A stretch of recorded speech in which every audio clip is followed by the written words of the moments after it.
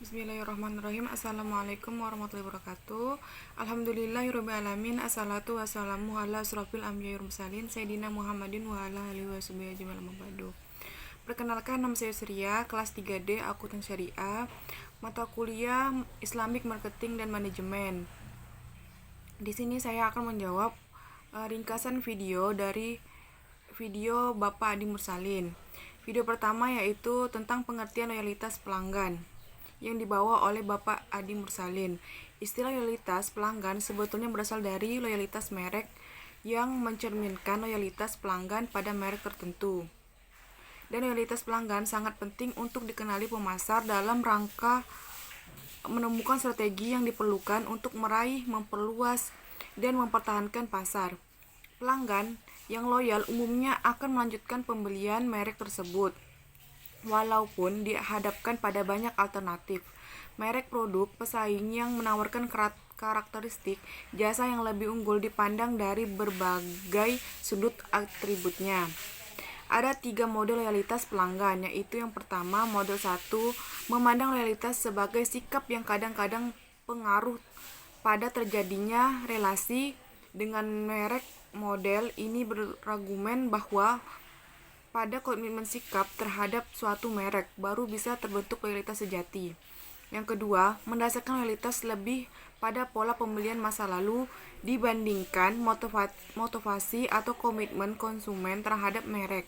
Model ini mengandalkan data longitudinal tentang pola pembelian di berbagai kategori produk dan di banyak negara.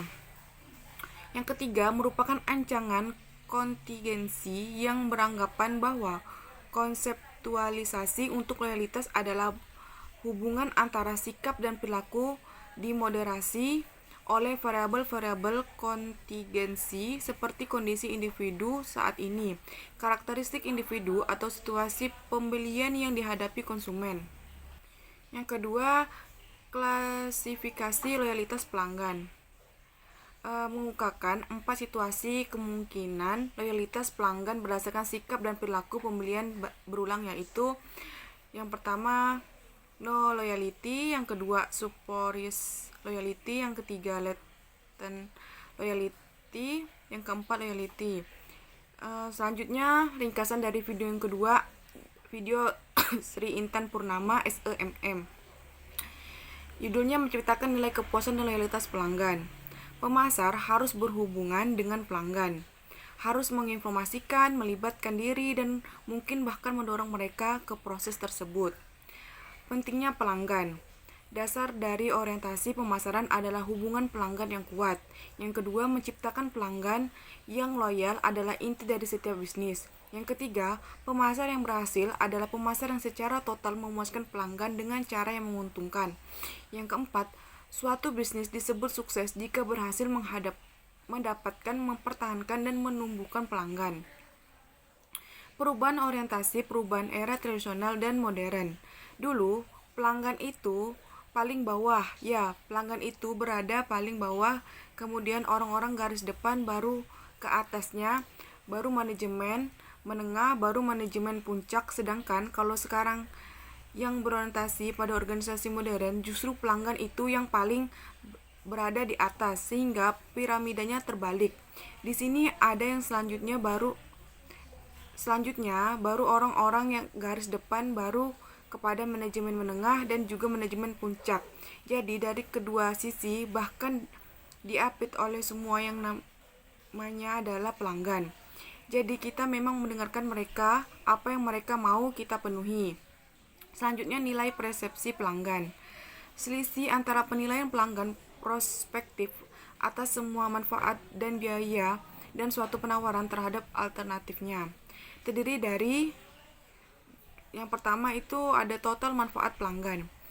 Nilai moneter, kumpulan manfaat ekonomi, fungsional, dan psikologis yang diharapkan pelanggan dari suatu penawaran, produk, jasa, personal, dan citra. Yang kedua, total biaya pelanggan.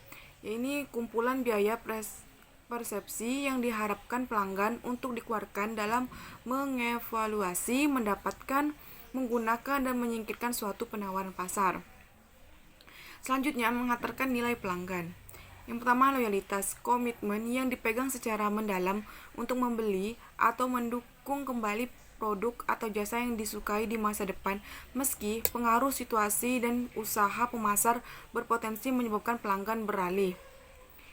Yang kedua, proposisi nilai, kelompok manfaat yang dijanjikan untuk dihantarkan. Yang ketiga, ada sistem pengantaran nilai, meliputi semua pengaman yang akan dialami pelanggan dalam proses memperoleh dan menggunakan penawaran. Selanjutnya, total kepuasan pelanggan. Kepuasan adalah perasaan senang atau kecewa seorang terhadap ekspektasi pelanggan. Jika kita melayani tidak bagus, maka mereka akan kecewa. Jika kita melayani dengan bagus, maka pelanggan akan puas.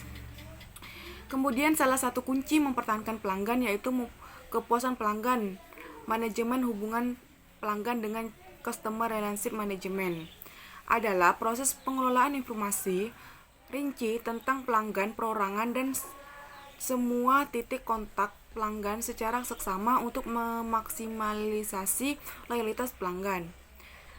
Titik kontak pelanggan adalah semua kejadian di mana pelanggan menghadapi merek dan produk dari pengalaman aktual dan komunikasi pribadi atau massa hingga observasi yang biasa.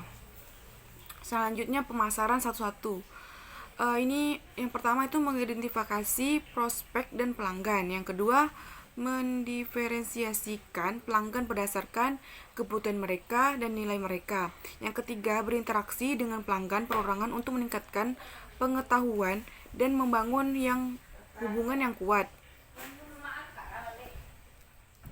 Yang keempat, memodifikasi produk, layanan, dan pesanan pada setiap pelanggan. Cara meningkatkan nilai basis pelanggan. Perusahaan besar meningkatkan nilai basis strategi sebagai berikut. Yang pertama, mengurangi tingkat keberhalian pelanggan. Yang kedua, meningkatkan daya tahan hubungan pelanggan. Yang ketiga, meningkatkan potensi pertumbuhan. Yang keempat, membuat pelanggan berlaba dan menguntungkan atau menghilangkan mereka. Yang kelima, memfokuskan usaha yang tidak seimbang untuk pelanggan bernilai tinggi. Kemudian beberapa cara membangun loyalitas. Yang pertama, berinteraksi dengan pelanggan. Yang kedua, mengembangkan program loyalitas. Yang ketiga, menerapkan loyalisasikan pemasaran.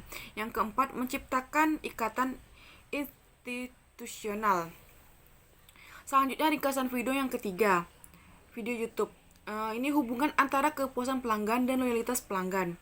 Kepuasan pelanggan adalah tingkat pemasaran, senang atau kecewa seseorang setelah membandingkan kinerja yang dipersepsikan K atau usaha hasil kerja yang dibandingkan dengan harapan H. Pelanggan sangat puas bila kinerja produk melebihi harapannya. Pelanggan puas bila kinerja produk sama dan dengan harapannya. Pelanggan kecewa bila kinerja produk lebih rendah dengan harapannya. Selanjutnya, pelanggan yang sangat puas akan memiliki ikatan emosional dengan merek tersebut. Bukan hanya preferensi rasional, tantangan tersendiri adalah membangun suatu budaya perusahaan sehingga semua orang dalam perusahaan bertujuan menyenangkan pelanggan.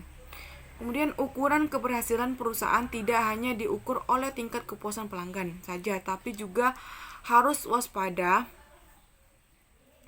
pada tingkat kepuasan pelanggan pesaing. Bagaimana kita mengukur kepuasan pelanggan? Yang pertama itu sistem keluluhan dan saran.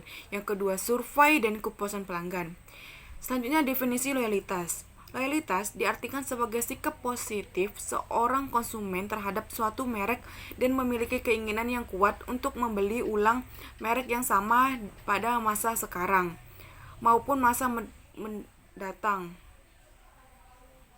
Menurut Jill Griff 2003, terdapat 4 jenis loyalitas yang muncul bila keterkaitan rendah dan tinggi, klarifikasi silang dengan pola pembelian ulang yang rendah dan tinggi. Yang pertama itu tidak setia atau tanpa loyalitas adalah tingkat keterkaitan yang rendah dengan tingkat pembelian ulang juga rendah, menunjukkan absennya suatu kesetiaan.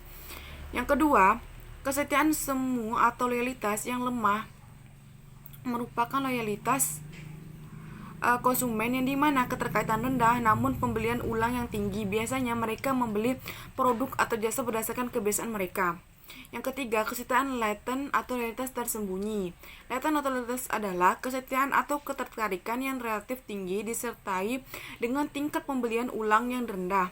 Yang keempat, setia atau loyalitas premium. Premium loyalty terjadi apabila suatu tingkat keterkaitan tinggi diikuti dengan aktivitas pembelian ulang yang tinggi. Selanjutnya, karakteristik pelanggan loyal. Griffin dalam Hurriyati 2015. Yang pertama, melakukan pembelian secara teratur. Yang kedua, membeli di luar link produk dari buruan produk yang ditawarkan produsen. Yang ketiga, merekomendasikan produk ke orang lain. Yang keempat, menunjukkan kebabalan dari daya tarik produk sejenis yang ditawarkan pesaingnya. Nilai seumur hidup pelanggan, customer lifetime value CLV, menggambarkan nilai sekarang bersih, net present value, dari aliran laba masa depan yang diharapkan sepanjang pembelian seumur hidup pelanggan. Maksimalkan nilai seumur hidup pelanggan berdasarkan aturan Patero. Pelanggan yang menguntungkan adalah orang rumah tangga atau perusahaan yang dalam jangka panjang memberi pendapat melebihi biaya perusahaan dalam menarik, menjual, dan melayani pelanggan dalam jumlah yang dapat diterima. Manajemen hubungan pelanggan, customer relationship management, adalah proses mengelola informasi rinci tentang pelanggan perorangan dan semua titik kontak pelanggan secara seksama untuk memaksimalkan loyalitas pelanggan. Titik kontak pelanggan adalah semua kejadian di mana pelanggan menghadapi merek dan produk dari pengalaman aktual di komunikasi pribadi atau masa hingga operasi biaya. Contoh titik kontak mahasiswa di perguruan tinggi. Yang pertama, pintu gerbang. Yang kedua, jalan dari dalam kampus. Yang ketiga, taman dalam kampus. Yang keempat, area parkir. Yang kelima, eksterior gedung kuliah. Yang keenam, interior gedung kuliah. Cara mencegah pelanggan pergi. Yang pertama, pemasaran satu-satu. Yang kedua, meningkatkan nilai basis pelanggan. Yang ketiga, selanjutnya mencari atau mengaktifkan pelanggan pasif. Itu yang pertama, riset sebab pindahnya pelanggan. Yang kedua, mengomunikasikan penciptaan dan penyerahan nilai pelanggan. Sekian dari ringkasan video yang saya sampaikan atau yang saya ringkas dari 3 video yang Bapak kirim di grup. Semoga bermanfaat bagi kita yang menonton dan bagi saya sendiri. Kurang lebihnya saya mohon maaf. Wassalamualaikum warahmatullahi wabarakatuh.